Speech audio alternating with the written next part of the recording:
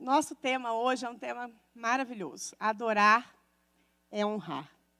Quando a gente está com essa responsabilidade de pregar, eu já começo, Deus, me dá o texto, né? Me dá o texto. E Deus me deu esse texto já faz mais de um mês. Um texto que eu gosto muito. E aí eu pensei, como vou desenvolver isso? E Deus foi trabalhando no meu coração. E eu quero, assim, que realmente Deus fale no seu coração, assim como Ele falou no meu. Mas antes de ler esse texto, eu queria, primeiro, para a gente trabalhar a palavra. O que é honrar? Os sinônimos de honrar são engrandecer, dignificar, venerar, exaltar, estimar, valorizar e etc. Conferir honra a alguém significa dar crédito a essa pessoa, dar merecimento, exaltar essa pessoa, levar essa pessoa às alturas, glorificar. Então, honrar é um princípio do comportamento humano, que age baseado no quê? Em valores bondosos, honestidade, dignidade. Então, quando você diz que aquela pessoa é honrada, o que nós queremos dizer? Que aquela pessoa é digna, é honesta, é valente.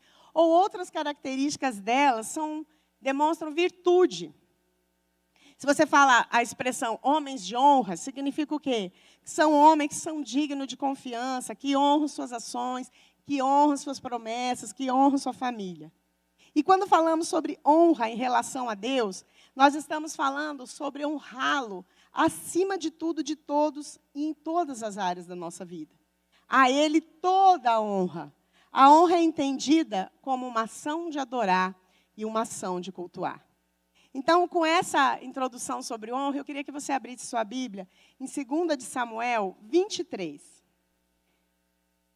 Esse texto está praticamente com as mesmas palavras de 1 Crônicas 11, que está falando sobre a história de Davi, sobre os valentes de Davi. Então, nós vamos lá para o verso 13, e eu quero ler com você. 2 Samuel 23, de 13 a 17. No tempo da colheita, 3 dos 30 chefes desceram à caverna de Adulão, onde Davi estava, e uma tropa de filisteus tinha acampado no vale dos Refaíns. Nessa época, Davi estava na fortaleza, e a guarnição dos filisteus estava em Belém.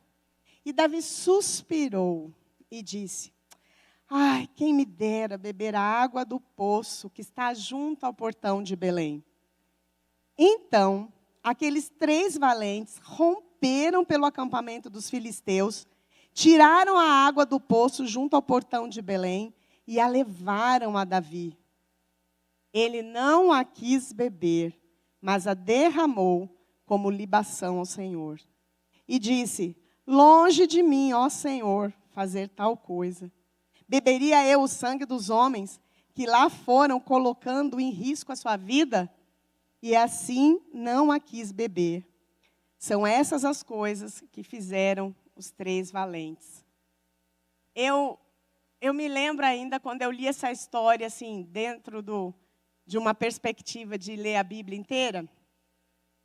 E essa história sempre me impactou. E eu quero falar para você o contexto que estava Davi nessa história.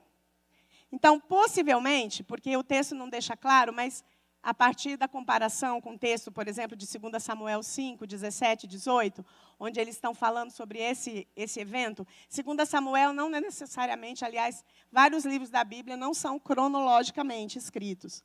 Então, o que é essa fase de Davi? Possivelmente, Davi tinha acabado de ser proclamado rei de Israel. Ele passou toda a perseguição com Saul. Ele foi declarado rei de Judá, só da tribo de Judá. Aí ele teve uma guerra com a família de Saul, que levou mais um tanto de anos. E então, nessa época, a época inclusive onde Jerusalém foi conquistada dos jebuseus, Davi foi proclamado rei de todo Israel. Todo Israel estava unido por causa do rei Davi. Muito top, né? Muito prestígio. Ele estava, daquele que estava assim no pé, né? Largado, né? Fugindo de um rei. Davi estava no auge da sua reputação. Só que naquele tempo, os filisteus ainda dominavam algumas cidades de Israel, por conta até da guerra que Saul perdeu. E uma das cidades que os filisteus estavam dominando era a cidade de Belém. Quem que nasceu em Belém? Davi. Davi é da cidade de Belém. E aí Davi, a Bíblia diz que ele estava num esconderijo, numa rocha, não estava nessa cidade, mas Belém, eu já fui em Belém. Belém é uma cidade que você sobe uma colina para chegar em Belém, as colinas de Belém. Então, Belém era uma cidade, por causa das colinas, era uma cidade difícil de ser conquistada. Então, depois eles conquistaram a cidade, mas naquele momento eram os filisteus que estavam ali, dominando a cidade. E havia uma cisterna. Eu acho que era uma cisterna natural, porque tinha essa fama, né? Davi falou com tanto gostinho daquela água, porque poderia ter sido uma cisterna feita por homens na pedra. Mas eu tenho ideia de que, eu não achei isso, mas eu tenho ideia que talvez fosse uma cisterna de água natural. E naquela época, quando você tinha uma guerra, você ficava dominando a água, a entrada de água, que era uma forma de você ter poder, porque você podia fechar a água. E quem que vive sem água? Então, Davi está lá, guardado naquela região, se preparando para uma nova guerra, e ele suspira. Ai, quem me dera. Quantas vezes talvez Davi já passou naquela aguinha fresquinha, né? Deu para as ovelhinhas dele? Não sei. Queria que você imaginasse essa cena. Davi está lá, sabendo que os filisteus ainda estão na cidade dele, e ele deseja tomar aquela aguinha fresquinha. Ai, quem me dera, né? Parecido com a gente, que às vezes... Eu não sou sul-mato-grossense, não. Mas às vezes me dá uma vontade de tomar um tereré. Só que não tem tereré lá em casa. Então eu fico esperando o sul-mato-grossense me oferecer um tereré. Mas, enfim, aquele desejo, né? E ele suspirou. E, sem ele saber, 3 homens ouviram aquele desejo de Davi. Gente, esses caras são doidos. Já falei para vocês que a cidade era difícil. Já falei para vocês que os filisteus estavam dominando a cidade. Mas aqueles homens, um olha para o outro e fala assim, bora lá, vamos agradar o nosso rei. Vamos agradar o nosso rei. Eu fui atrás do nome desses homens, porque até ontem, irmãos, eu nem lembrava o nome deles. Porque eu sei que eu já fui atrás de uma época do nome deles, mas eu esqueci. Josebe e Basebete, Eleazar e Samar. Difícil de lembrar, né? Josebe e Basebete, Eleazar e Samar. Eles uniram um tremendo preparo físico. Esses homens eram do exército do rei. E eles uniram esse tremendo preparo físico que eles tinham, mas também uniram o poder do Espírito Santo, porque eles estavam alinhados com o rei, e o rei estava alinhado com Deus. E eles não amaram sua vida, eles arriscaram sua vida. Eles podiam ser mortos pelos filisteus, mas eles arriscaram a vida deles e buscaram água para Davi. Eu fico imaginando aqueles 3 homens chegando. Irmãos, imagina a cena. Davi está ali, de repente, cadê o Basebete? Onde que ele está? E todo mundo fica quieto, não fala para Davi, deixa fazer surpresa para o rei. Daqui a pouco chega aqueles homens. Vieram correndo, né, irmãos? Eu imagino, estou imaginando, né? Lógico. Aí eles vieram correndo, eles pegam aquela água que devia estar num odre, sei lá, e olha para Davi e fala assim, meu rei, essa água é da cisterna de Belém. Nós vamos buscar para você. Uau! O que Davi podia ter feito, né? Gente, pensa, ele está louco para tomar aquela água. Mas, de repente, você vê quem é o coração de Davi. E a Bíblia diz que ele não conseguiu tomar essa água. Ele fez daquilo um culto ao Senhor. Ele pegou aquela água. E eu fico imaginando todo mundo olhando para Davi e ele... Não, essa água representa o sangue dos meus soldados. Só Deus merece tamanha honra. E derramou como oferta ao Senhor. Uau! Eu acho essa cena. Eu queria ver essa cena, irmãos. Eu queria ver essa cena. Davi estava num momento de muita influência. Ele estava super amado. Ele era o adorado aquele povo amava Davi. Eles queriam fazer tudo por Davi. Quanto prestígio. Ele poderia pegar essa água para dizer, eu estou aqui, Deus me fez rei, eu bebo um pouco, joga água, mas ele, com aquele coração que era um homem segundo o coração de Deus, ele não consegue tomar essa água. Pensa a sede, irmãos. Até eu fico com vontade de tomar essa água. Ele fez da água uma oferta de bebida ao Senhor. Oferta derramada, ou o que na Bíblia podia ser vinho, podia ser azeite, podia ser sangue. Só que o sangue era aspergido. Aqui na Bíblia que eu li, vocês viram o termo libação. É a mesma coisa que oferta derramada. Então, libação é o ato de derramar um líquido sobre o altar como parte de uma oferta ou sacrifício. Então, geralmente esse líquido oferecido era um líquido que tinha que ter alto valor. Não era qualquer líquido, ele precisava ter valor. Então, o vinho, o azeite especial, ou uma bebida forte, a gente encontra também na Bíblia. A gente tem vários exemplos de homens de Deus que fizeram ofertas derramadas. Jacó, por exemplo, no encontro com Deus que ele teve, ele derramou uma oferta na pedra, que ele chamou de Betel. Ele derramou óleo nessa pedra. Então, a libação representava uma renúncia. Por quê? Porque a bebida era boa, mas em vez de eu beber, eu renuncio à possibilidade de beber e derramo. Então, se fosse água, que era um líquido assim comum, então, para a água fazer diferença, ela teria que ser conseguida de uma forma muito difícil, ou, por exemplo, ser um momento de seca. Vocês lembram Elias, nos profetas de Baal? O que Elias fez? Ele pegou água, fazia 3 anos que não chovia. Olha o abuso de Elias. Ele pega a água, que era preciosíssima, prepara o altar do Senhor e derrama sobre o sacrifício. E mesmo assim, ele pega fogo. Por quê? Porque a água era algo extremamente valioso na época da seca. E essa água que Davi derramou era muito valiosa. Ele poderia ter sido tentado a se exibir com o feito dos valentes para si mesmo. Ele poderia tentar se vangloriar, aproveitar aqueles 15 minutos de super glória e super atenção de todo mundo e reforçar quem ele era, que ele era Deus. Mas ele então se derrama diante do Senhor. Ele renuncia àquela honra extrema e humildemente dedica aquela honra a Deus. Eu entendo que me amam. Eu entendo, queridos. Eu entendo, rapazes. Eu imagino o Davi assim. Você pode imaginar a cena?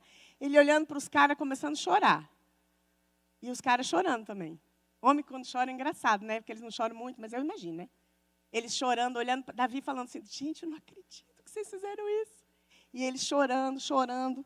E, de repente, Davi fala, vamos ofertar essa água ao Senhor. Só Ele merece toda a honra, toda a glória. Qual foi o impacto daqueles homens que seguiam Davi? De um líder que era tão humilde diante do Senhor. Sabe, honrar a Deus quando a gente acerta, quando a gente se dá bem, quando a gente brilha nos nossos dons e talentos, também pode ser algo desafiador. Nós vamos falar sobre adoração no sofrimento. Até já foi citado isso aqui durante essa série. Mas eu vou falar para vocês, muitas vezes, adorar na hora que você está, sabe, no topo, bem-sucedido, cheio de grana, se achando, também pode ser desafiador. Porque você pode ter a tentação de falar assim, foi a minha força, foi a força do meu braço. Ontem, no curso de mordomia, tanto a Norma, quando ministrava as bases bíblicas, quando o pastor Cláudio, que ministrou as características de um mordomo, eles citaram um texto maravilhoso de Deuteronômio. Quando Moisés, despedindo do povo, naquele discurso que é Deuteronômio, ele fala, cuida, vocês vão entrar na terra prometida, vocês vão ser bem-sucedidos, vocês vão ser ricos, vocês vão prosperar, porque é a palavra do Senhor. Mas quando isso acontecer, cuidado para você não falar que foi na força do seu braço. Eu que não faça. Deus é bom, mas eu que não faça. Eu já ouvi muitas vezes as pessoas falando isso. Talvez elas falam nem pensando exatamente o que significa. Irmãos, se você é bem-sucedido, se você está se dando bem naquilo que você faz, é por Deus. É porque Deus te abençoou. É porque você tem saúde. É porque Ele te deu inteligência. Então, não cuida para você não ficar achando que é a força do teu braço. Então, no sucesso, nós podemos ter uma crise de honra. A gente vai buscar honra para nós mesmos. Então, nós temos que vencer o orgulho para a gente não tomar a honra para nós. E eu vou falar, né, irmãos? Vamos falar a verdade. Nós, seres humanos, a gente gosta de uma honrinha, né, não? A gente não gosta de uma glória, né? Ah, porque eu estudei. Ah, porque eu me esforcei. Ah, porque eu fiz. Nós somos tentados por isso. A falar nosso sucesso. Sim ou não? Ou só eu que já vivi isso na vida? Nós somos tentados a falar, foi porque eu me formei num lugar tal. Ah, porque eu sou filho de fulano. Ah, porque eu nasci num lugar tal. Então, nós gostamos disso. Nós gostamos, muitas vezes, de melhorar a nossa imagem, nossa reputação, para as pessoas verem que a gente merece aquilo. Mas esse texto está dizendo, deixa a honra para Deus. Adorar é honrar. E quando nós nos envolvemos nisso, nesse gostar de ser louvado, reconhecido, bem tratado, que mal há nisso? O mal é que nós podemos cair naquela questão do orgulho. Nos orgulharmos de quem nós somos. E a Bíblia diz que o orgulhoso... que Deus gosta do orgulho? Não, Deus não gosta. O coração orgulhoso, o Deus resiste ao orgulhoso, mas Ele dá graça ao humilde. Então, é esse exercício. Eu quero falar de uma pessoa que, lógico, quando eu lembrei de Davi, não podia esquecer desse homem, que talvez você já tenha lido na Bíblia, ou se você não leu, eu vou contar para você, o Herodes. O Herodes, lá em Atos 12, esse Herodes não é o mesmo Herodes que interrogou Jesus, tá? Não é o mesmo Herodes que decapitou João, é sobrinho desse Herodes. Isso aconteceu depois de Jesus ter morrido e ressuscitado. Quando a igreja estava crescendo, esse homem era um perseguidor da igreja. Só que lá em Atos 12, 26, você lê o seguinte. Ele estava cheio de ira contra o povo de Tiro e Sidom. Contudo, eles haviam se reunido e procuravam ter uma audiência com ele. Tendo conseguido o apoio de Blasto, um homem de confiança do rei, pediram paz, porque dependiam das terras do rei para obter alimento. No dia marcado, Herodes, vestindo seus trajes reais, sentou-se em seu trono e fez um discurso ao povo. E eles começaram a gritar, é a voz de Deus e não de homem. Visto que Herodes não glorificou a Deus, imediatamente um anjo do Senhor o feriu. E ele morreu comido por vermes. Quando eu fui ler sobre isso, tem um historiador muito famoso chamado Joséfo, e ele diz que esse manto de Herodes era um manto deslumbrante, gente. Pensa, Sheila, aquelas coisas cheias de brilho. Era um manto de prata, todo brilhoso. Era uma roupa, irmãos, que não dava para não ser percebido. Eu fico imaginando, talvez, que Herodes também devia ser um homem que discursava bem. E aí ele foi muito bem sucedido no discurso dele. Todo mundo começou a aplaudir e falar, esse homem é um Deus. O que ele fez? Sou mesmo. Imediatamente, um anjo do Senhor o feriu. E aí Joséfo diz que ele foi tirado, carregado de lá, com muitas dores abdominais. E 5 dias depois, ele teve uma morte miserável. O que isso mostra para a gente? Glória a Deus que Deus não faz isso aí hoje, hein, irmãos? Aleluia, né? Mas, às vezes, a gente pensa assim, por que Deus, em alguns momentos da Bíblia, ele age tão radicalmente? Para a gente entender qual é a importância de determinadas coisas na vida. Pegar a glória para si é muito sério. Deus não gosta disso. E aquele homem foi castigado naquela hora, porque ele era muito orgulhoso. Então, nós precisamos ter essa atenção. O que nós estamos honrando na nossa vida? Se nós temos sucesso na vida, se Deus nos dá a graça de avançar, nós precisamos ser humildes para admitir que foi Ele que permitiu. Eu quero avançar um pouco nesse tema, dizendo sobre honra e obediência. Qual a diferença? Porque semana passada o Wesley ministrou sobre adorar é obedecer. E é muito parecido, presta atenção. Ao passo que obedecer diz mais respeito a uma ação prática, visível, com resultados concretos, Honrar aproxima-se mais de uma atitude interior. É interno, é aquilo que você de fato pensa dentro de si. Então, olha só, eu quero lembrar para vocês um texto que eu também gosto muito na Bíblia. Está lá em Mateus 21, 28 a 31.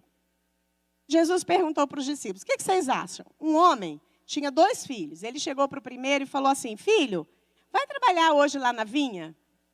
E aí ele respondeu, não quero. Mas depois mudou de ideia e foi. O pai chegou para o segundo filho e disse a mesma coisa. E ele respondeu, sim, Senhor. Só que não foi. E aí Jesus olha para eles e fala, qual dos 2 fez a vontade do pai? É mais ou menos isso que a gente está falando. Sem obediência e honra, um cristão não consegue andar nos caminhos da palavra do Senhor. Tampouco consegue compreender um direcionamento de Deus. Porém, muitas vezes nós podemos ser obedientes, mas não pela motivação correta. Você é obediente? Você honra um mandamento, um conselho, uma ordem que uma pessoa de autoridade tem sobre você?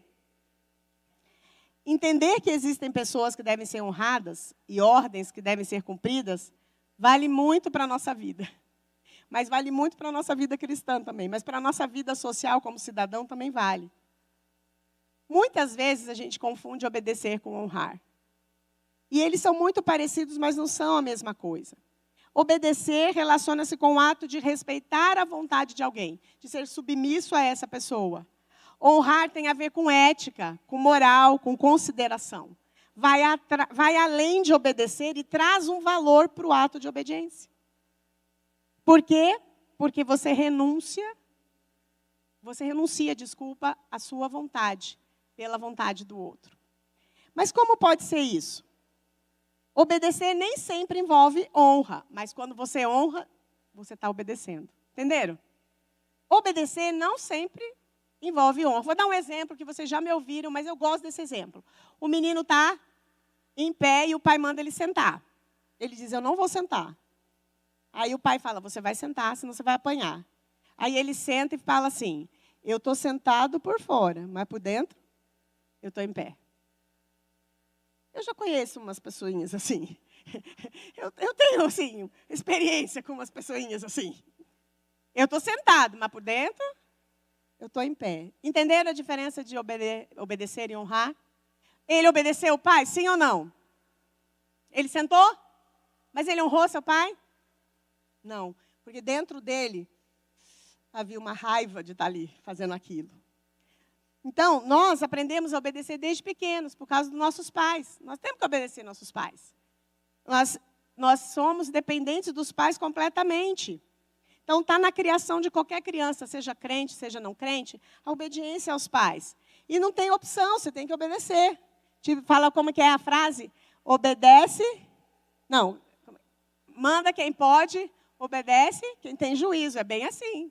Né? Senão a mãe já fica atirando chinelinho. Isso mesmo. O Nivaldo também aprendeu esse princípio, tá? Então, manda quem pode e obedece quem... Nossa, agora ficou registrado, né, amor? Mentira, não é assim. Eu não mando em você. Isso foi ato falho. Corta essa parte aí.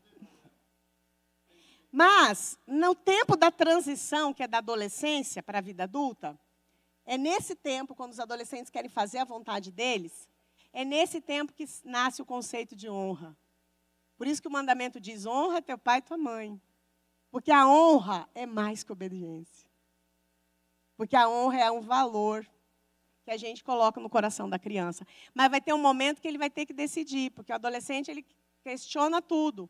Mas aí ele vai aprender quando ele faz para honrar, porque ele valoriza aquele homem, aquela mulher que cuidaram dele, porque ele entende os princípios daquela pessoa. Então, quando nós deixamos de ter a obrigação de obedecer, a honra é forjada em nós. Deus não nos obriga a nada, irmãos. Justamente porque Ele quer ser honrado, Ele não quer ser só obedecido. Deus não nos obriga, nós temos o livre-arbítrio, só que Ele coloca limite, certo? Você pode desobedecer, mas vai ter consequência. Mas Ele não quer ninguém obedecendo a Ele por medo. E muitas vezes, Deus dá uma ordem, e a motivação da pessoa é assim, dá que Deus vai me castigar. Não é a motivação correta, irmãos. Não é a motivação de honra, isso é medo. E a Bíblia diz que o medo, o verdadeiro amor, lança fora o medo. Então, se você tem medo de alguém, você não ama essa pessoa. Eu brinco com algumas pessoas aqui na igreja. Quando falam, eu tenho medo da pastora Ana, eu não sei por quê. Gente, eu sou um doce de pessoa. Algumas tosses vocês não levem a sério. É o Covid, Mas quando essa pessoa fala assim, pastor, eu tenho medo de você, eu tive medo de você, chega a doer no meu coração. E eu falo assim, que pena, porque você ainda não me ama. Aí a pessoa leva um susto. E eu falo, é verdade, porque se você tem medo de alguém, e se você obedece por medo, não é honra. Porque o medo não tem lugar de ficar medo e amor. Entende isso? Então Deus nos dá o livre-arbítrio porque Ele não quer ninguém obedecendo a Ele por medo. Por medo de ir para o inferno, para. Ele quer verdadeiros adoradores, que o adoram em espírito e em verdade. Então, aprender a obedecer e honrar te transforma num filho melhor, te transforma num discípulo melhor, te transforma num membro de igreja melhor. Então, nós entendemos que existem pessoas e ordens que devemos obedecer e honrar, porque se nós honramos a Deus, nós honramos sua palavra, nós vamos honrar nossos líderes. E o versículo fala desses dois filhos. Um disse sim para o pai, mas não fez a vontade do pai. O outro, mesmo contra a própria vontade, foi e fez o que o pai mandou. Muitas vezes nós fazemos isso. Nós falamos sim para Jesus, sim para Deus. Sim, Senhor, eu quero te servir. Sim, Senhor, eu vou fazer. Sim, Senhor, conta comigo. Mas no fundo, a gente não faz. E muitas vezes, aquele que disse não, é o que pensa bem e fala, não, eu vou voltar atrás, eu vou lá na vinha do meu pai, eu vou fazer. Então, isso é honra. Mateus 15, Jesus continua, porque quando Jesus falou esse texto, ele também estava falando para os escribas e fariseus. Eles viviam criticando Jesus. E nesse texto de Mateus, Jesus está sendo questionado mais uma vez por causa dos discípulos que não lavavam as mãos para comer. E ele falava assim, por que seus discípulos não lavam a mão para comer? Estavam questionando Jesus. E Jesus falou assim, bem profetizou Isaías, vocês me honram com os lábios, mas o coração de vocês está longe de mim. E eu falei, opa, Jesus usou essa palavra, honra. Porque não disse que honrar é engrandecer? Muito bem, você engrandece alguém, você exalta alguém. Aqueles homens estavam criticando Jesus porque fazia parte da tradição dos anciãos, não era da lei mosaica, lavar a mão sempre. E aí Jesus falou, interessante, vocês estão aqui reparando nos meus discípulos que não lavaram a mão, mas a Bíblia diz, honra teu pai e tua mãe. E vocês mudaram o mandamento.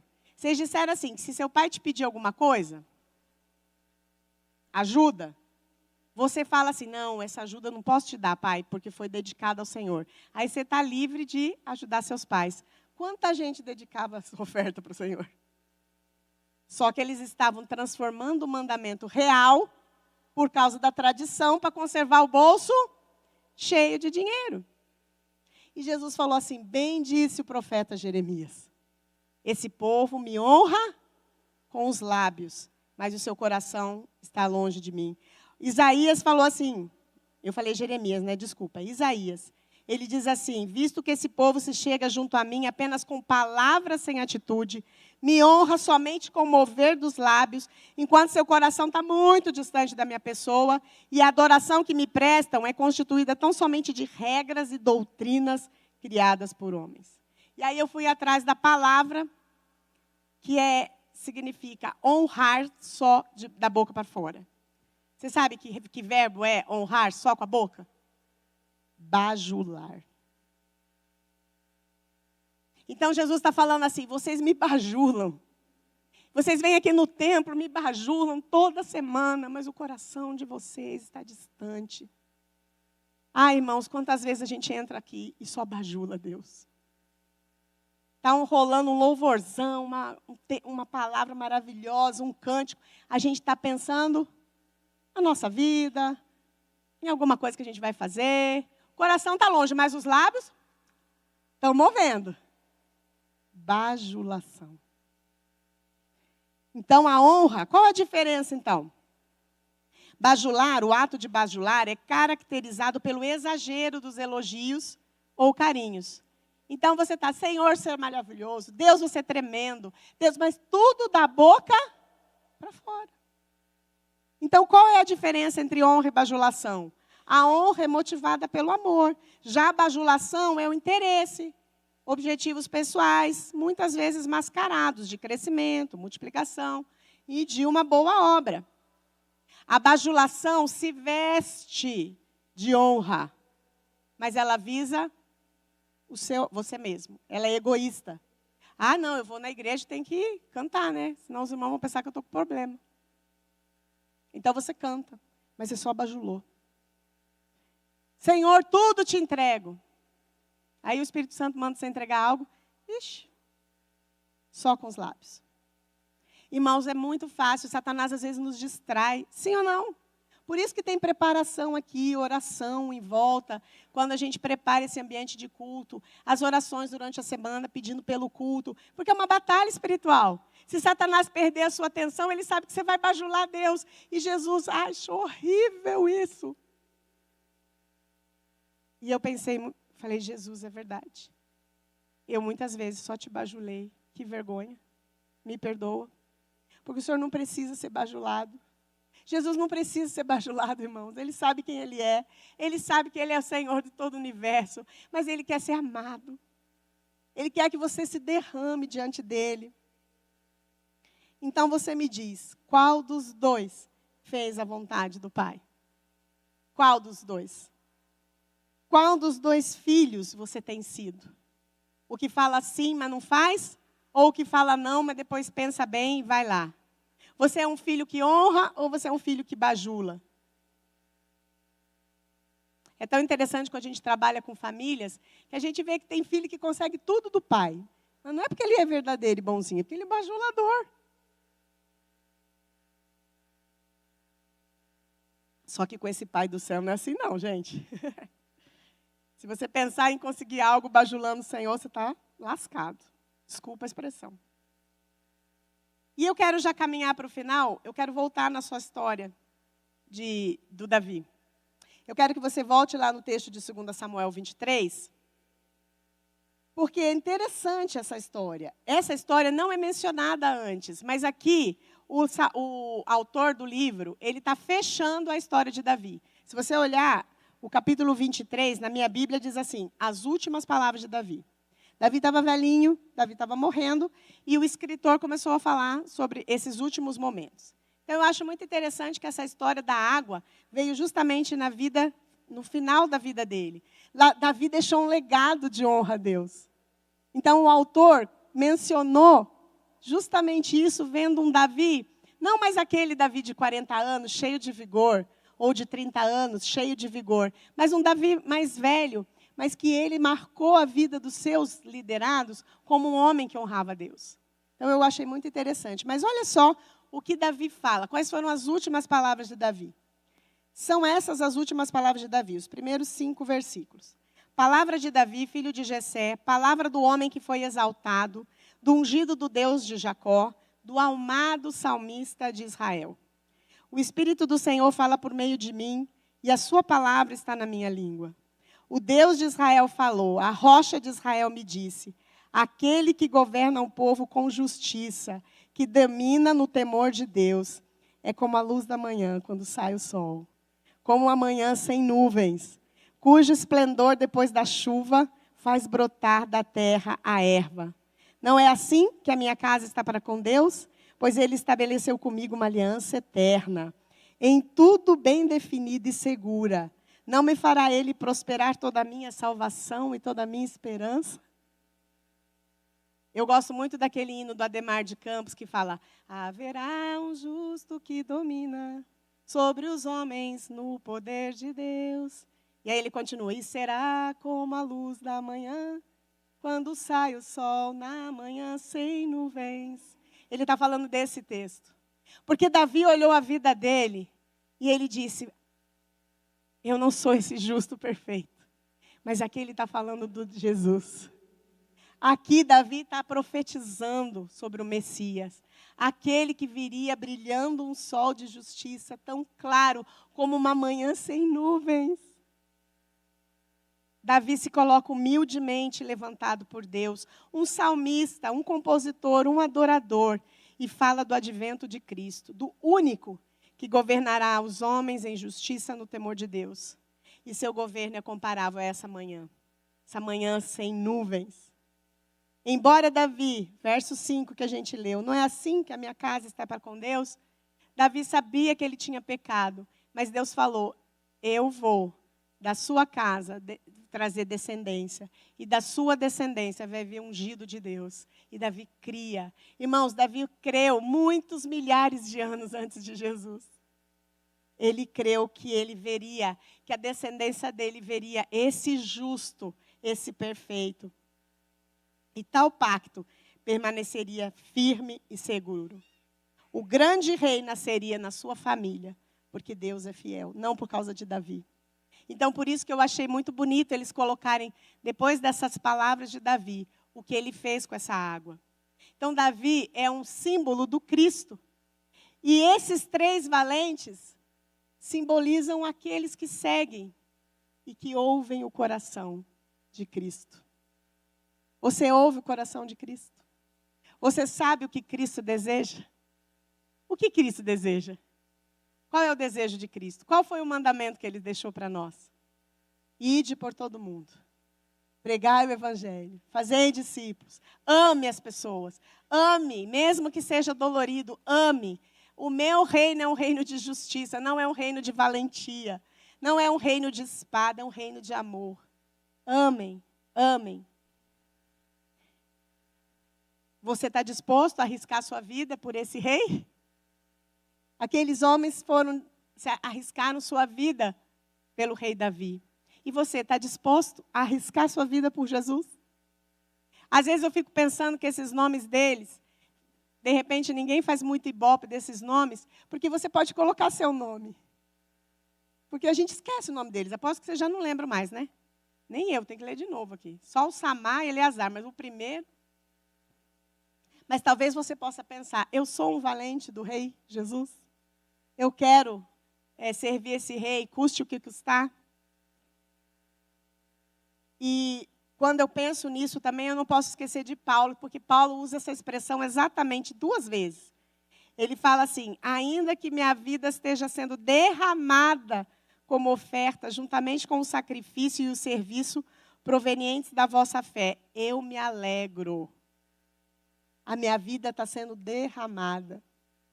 E o Paulo, lá para Timóteo, ele fala também, quanto a mim, já estou sendo derramado como vinho na oferta de libação. O momento da minha partida se aproxima. E ele fala, combati o bom combate, acabei a carreira, guardei a fé. Eu derramei a minha vida pela igreja. Paulo chegou no fim da vida e falou isso, eu derramei a minha vida por Jesus. Jesus quer pessoas que possam derramar sua vida por eles. E o mais legal é que Paulo faz isso, exatamente por ele saber quem ele era. Por ele saber quem era o Deus que ele servia. Ele fala assim, eu dou graças a Cristo Jesus que me deu forças. E me considerou fiel, designando para mim o ministério. Eu não merecia, mas Deus me chamou para o ministério. Eu fui blasfemo, eu fui perseguidor, eu fui matador de crente. Eu fui insolente, ele diz, mas eu alcancei misericórdia. Porque eu fiz na ignorância, mas quando eu descobri quem ele era, quando eu descobri quem era esse rei, e quem era esse amado, aí ele fala, a graça de Deus transbordou sobre mim. Com fé, com amor que estão em Cristo Jesus. Cristo veio ao mundo para salvar os pecadores, do qual eu sou o pior. Só se derrama diante de Deus em humildade quem de fato reconhece os seus pecados. Quem ainda está achando que está bem na fita, não consegue.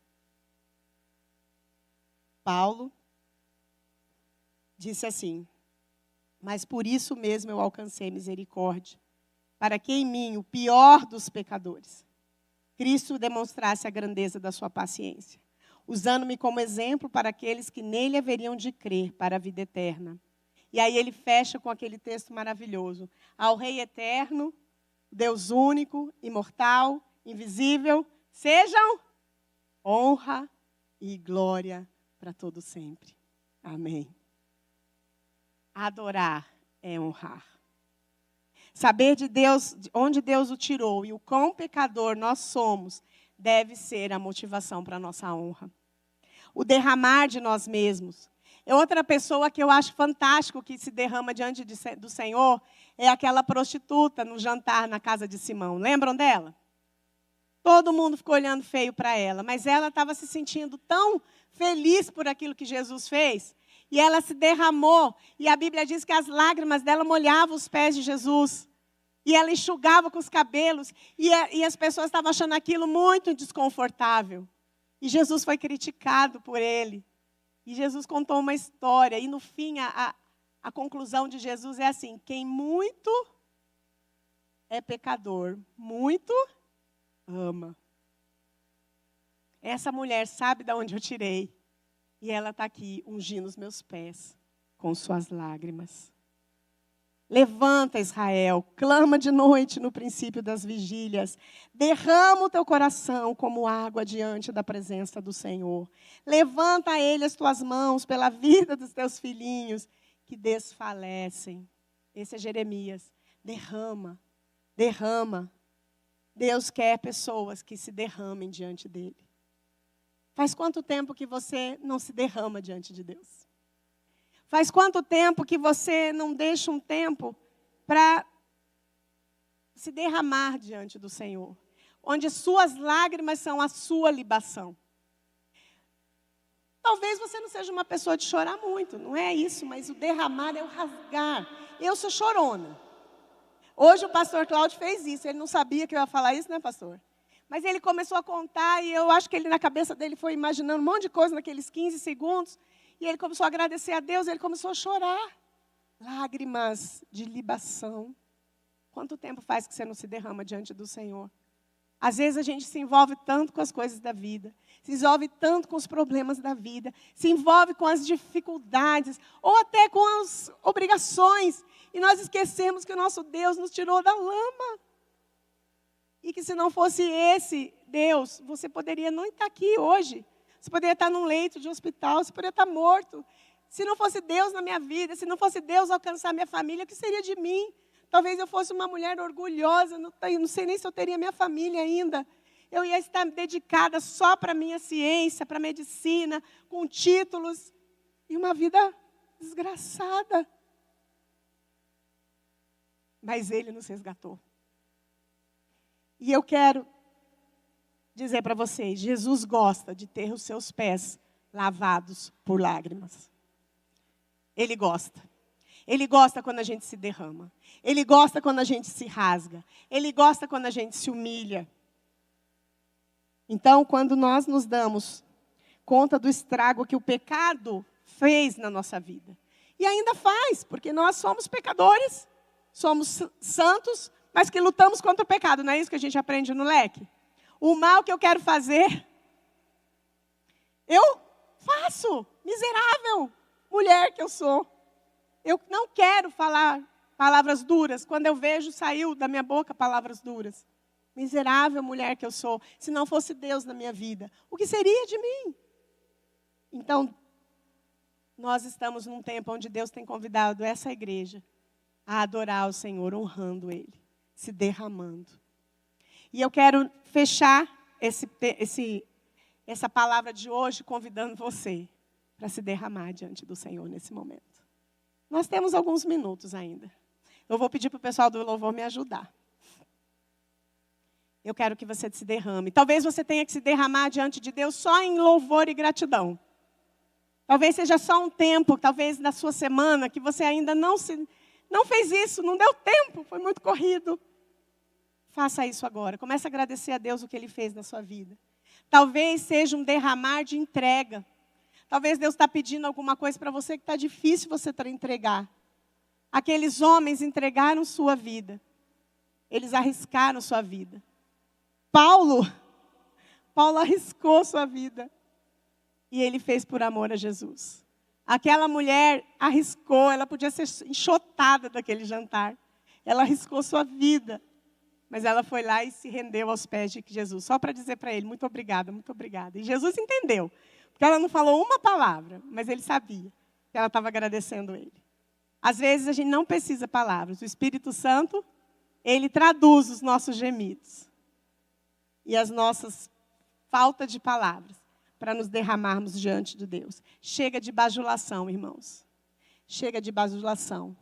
Nós temos um Deus que merece ser honrado, adorado. Abaixe sua cabeça. Se derrame diante do Senhor nesse momento. Eu não vou fazer hoje um apelo para você vir aqui na frente. Você vai ficar aí no seu lugar. Se você quiser se ajoelhar, fique à vontade. A proposta é, se derrame. O que Deus quer de você? Deus quer mais tempo? Deus quer uma entrega, algo que está difícil de você entregar?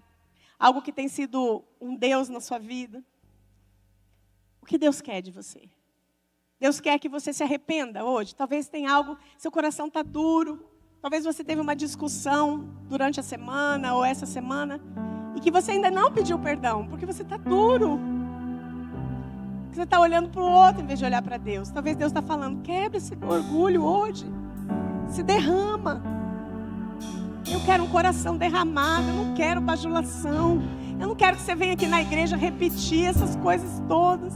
Eu quero teu coração, filho. Porque se você estiver me bajulando, eu não consigo mudar você. Mas se você estiver se rasgando, eu consigo fazer diferença na sua vida. Eu consigo deixar você mais parecido comigo. Se derrama diante dele. Derrama. Se você quiser chorar, chora. Não importa, ninguém vai estar olhando. Ninguém está olhando para você. Tá todo mundo de cabeça baixa. É você e Deus. É você e Deus. Eis-me aqui outra vez. Diante de ti abro meu coração. Meu clamor tu escutas e fazes cair nas barreiras em mim. És fiel, Senhor, e dizes palavras de amor, de esperança sem fim. Ao sentir o teu toque, por tua bondade libertas meu ser no calor deste lugar. Eu venho me derramar, dizer que te amo, me derramar, dizer que preciso me derramar, dizer que sou grato, me derramar, dizer que és formoso.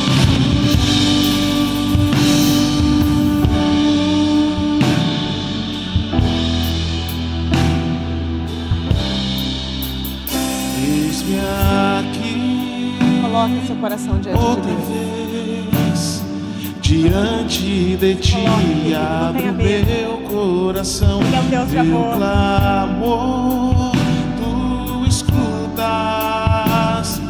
e fazes cair as barreiras em mim. És fiel, Senhor, dizes palavras de amor, de esperança sem fim. Ao sentir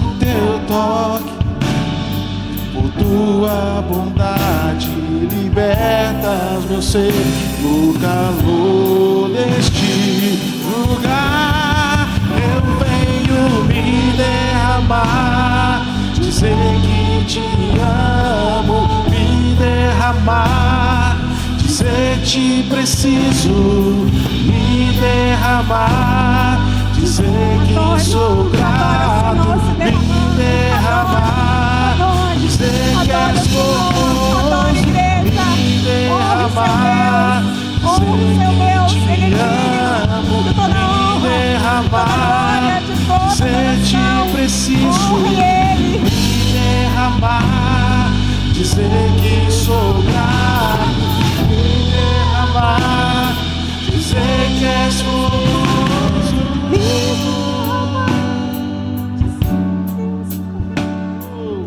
Oh, aleluia. Aleluia. Eu tenho certeza que Deus ouviu o teu coração.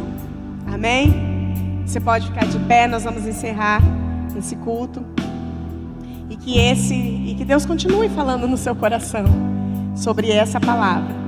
E que nós, nessa igreja, em nome de Jesus, não venhamos aqui para bajular o Rei, mas venhamos para honrá-lo e adorá-lo. Amém? Que a graça salvadora de Jesus Cristo, que o amor de Deus Pai, a comunhão do Espírito Santo seja com todos vós, com todo o povo de Deus, nessa igreja e todas as igrejas espalhadas pela face da terra.